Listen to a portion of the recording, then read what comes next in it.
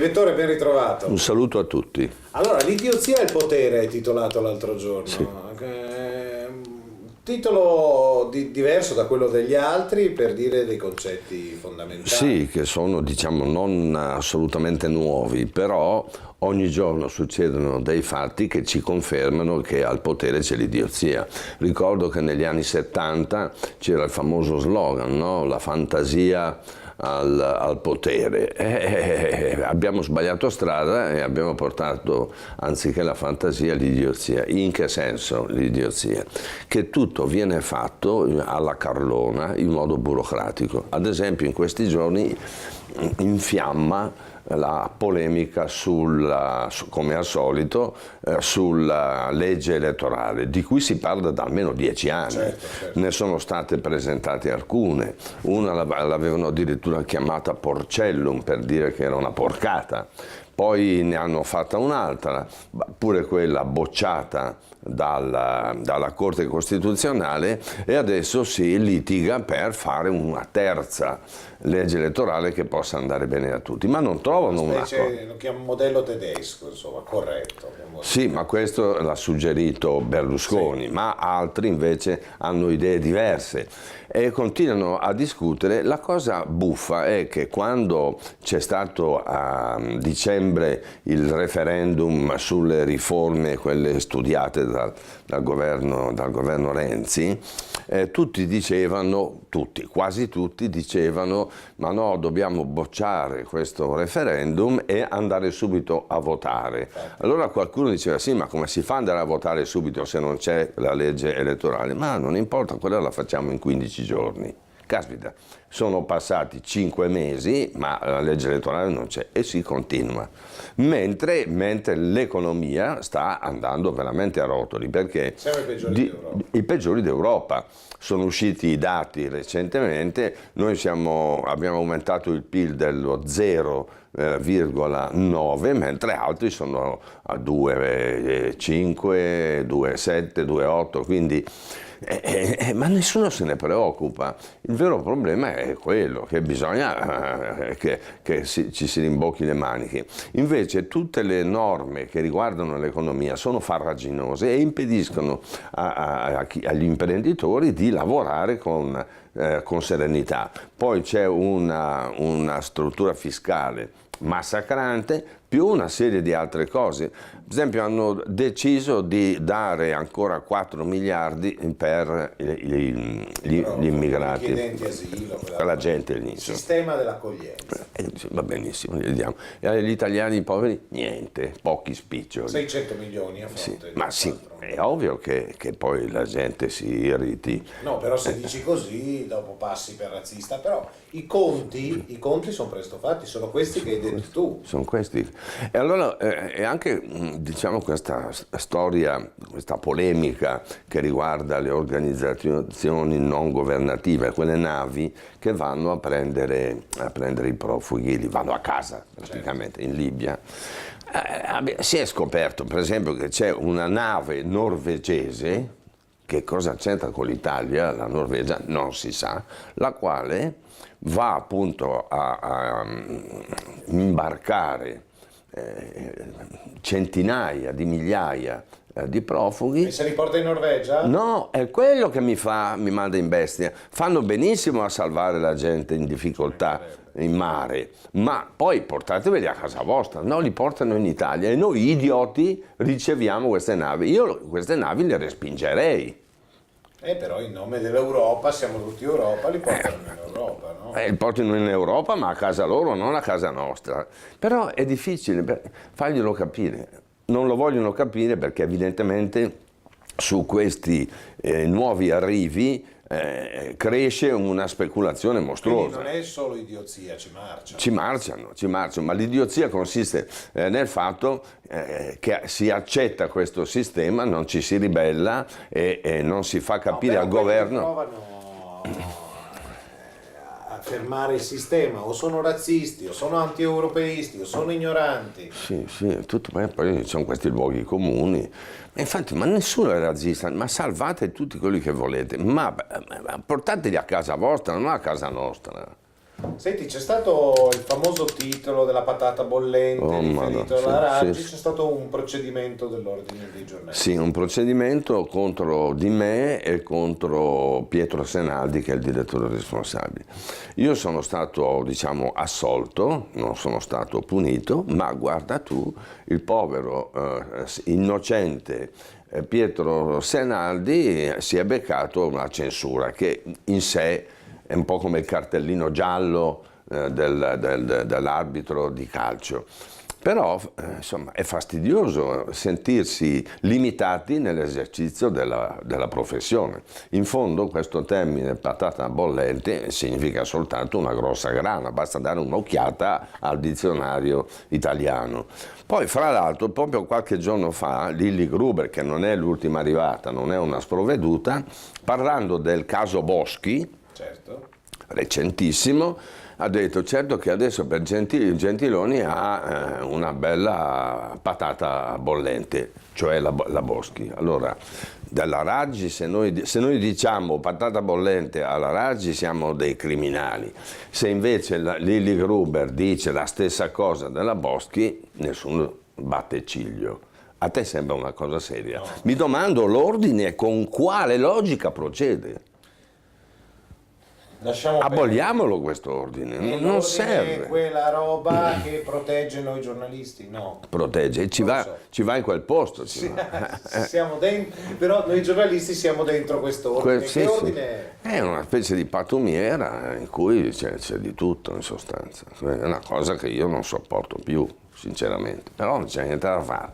Non sono capaci con un rigo di penna a cancellare questo ordine che serve solo a spremere dei soldi.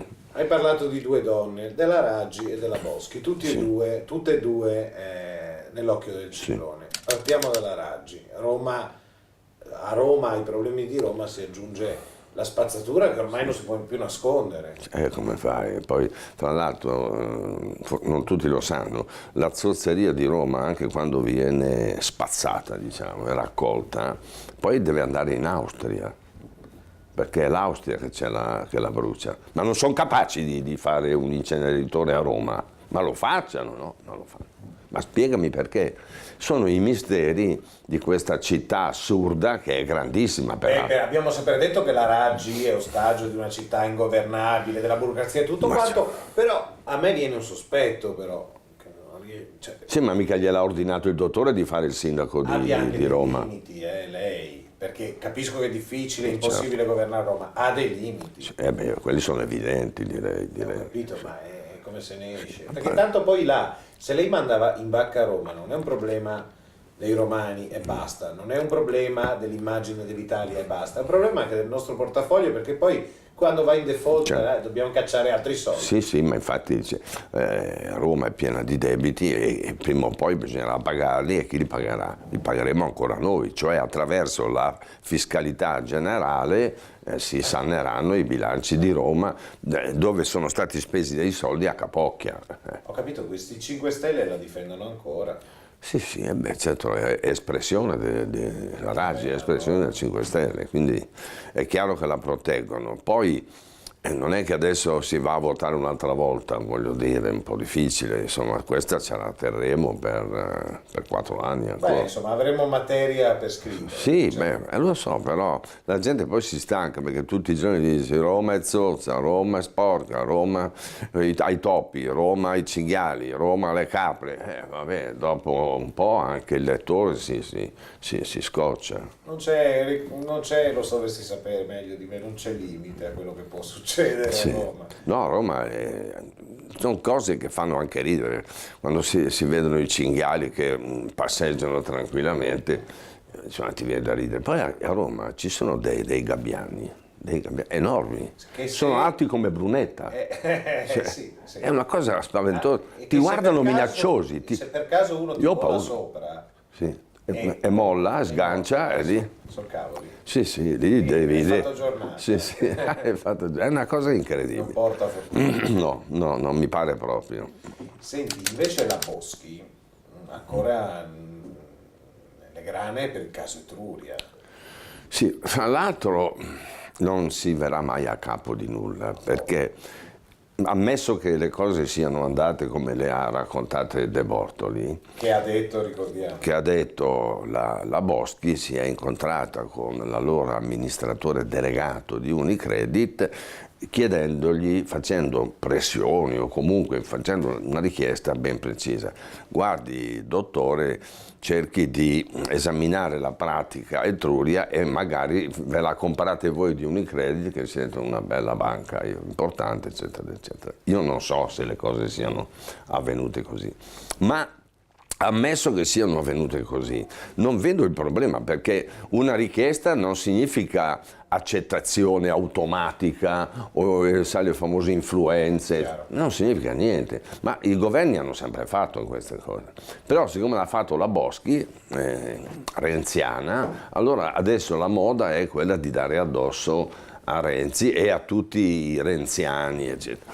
Per cui non lo so, io So che non vedo uno in questa scambio. situazione poi ti cominciano a star simpatici, quelli che Esatto. si prendono le legnate Sì. gratuite. Per cose, secondo me, non così importanti, voglio dire. Non è detto che le cose siano andate così, ma anche se sono andate così non mi sembra il caso di far scoppiare la terza guerra mondiale. De Bortoli doveva anche vendere un libro. Sì, il libro, ma non ce l'ho mica neanche con De Bortoli. De Bortoli ha saputo una cosa, l'ha scritta, ma da lì a far scoppiare uno scandalo senza fine mi pare che ce ne corra. Senti, sui vaccini obbligatori per chi iscrive i figli a scuola, c'è stata polemica. Io sono d'accordo perché a scuola non è che ci va solo tuo figlio, ci vanno anche altri 15, 20, 25 bambini, quindi bisogna garantire la salute. Però la ministra dell'istruzione ha detto, la Fedeli ha detto, c'è il diritto alla scuola e c'è il diritto alla salute, le due cose confliggono. Appunto, È venuto ma parola- fare il vaccino fa bene alla salute, non fa mica male. Da quando c'è il vaccino antipolio, per esempio, io non ho più visto un poliomielitico. Quando ero un ragazzo, io che facevo le elementari, in classe ce n'erano 2 o 3 di poliomielitici, adesso non ce ne sono più. Che vita triste che hanno dovuto fare. Hanno dovuto fare. Allora fate sto vaccino e non rompete i coglioni. E però ci sono varie teorie su internet, ci sono le mamme moderne che vanno lì e Sì, studiano. ma sono mode, sono espressioni di massima stupidità. I vaccini in tutto il mondo li fanno, non capisco perché. Posizione chiara. Invece le nuove norme che scatterebbero sul divorzio, non devi più garantire Ma sono d'accordo anche con il tenore quello. di... Ma Sarà scusa, contento Berlusconi, sì, il quale deve sganciare ogni mese, mi pare, 1 milione, e sei forse. 1 milione qua, non lo Comunque so. una cifra indegna alla Ma Lari. tra l'altro la signora Lario non è che sia una poveraccia, no, lei ha molti immobili intestati a lei, ha un suo bellissimo Però reddito, doveva garantire il tenore di vita. ma invece questa norma è stata cancellata, giustamente. Ognuno tiene il tenore di vita che si guadagna, non quello che guadagna il marito o la moglie, scusa. Beh, però qualcuno dice la moglie stando accanto al marito ne ha favorito l'ascesa. Sì, ma quelle sono chiacchiere, si favorisce un bel niente. E i tradizionalisti cattolici dicono una norma in più per minare la sacralità del matrimonio, come bisognasse stare sposati tutta la vita. Ma no, ma sono tutte stupidate. Cioè, i cattolici hanno le loro idee, io le rispetto, però non voglio che le impongano anche a me e a altri che la pensano come me. Quindi io credo invece che questa norma sia giusta e faccia giustizia. Però farà lavorare tanto gli avvocati, bisognerà ridiscutere vecchie sentenze, andare a vedere i tenori di Ma vita sai, gli e avvocati- ingrassiamo gli avvocati. Beh, guarda, ormai gli avvocati ingrassano poco perché sono più numerosi gli avvocati degli imputati, quindi è un po' difficile, è diventato un mestiere è inflazionato. Non penso che cioè, se avessi dei figli all'università cercherei di evitare che Il facciano. problema è che cosa cavolo gli fai fare dei figli che adesso sono all'università? Beh, se tu fai delle università scientifiche, qualche probabilità di avere un posto di lavoro C'è ancora. sono molto alte. E poi sì, non è detto che uno debba fermarsi in Italia, se ha delle capacità tecniche viene assunto dappertutto, dove c'è necessità delle sue prestazioni.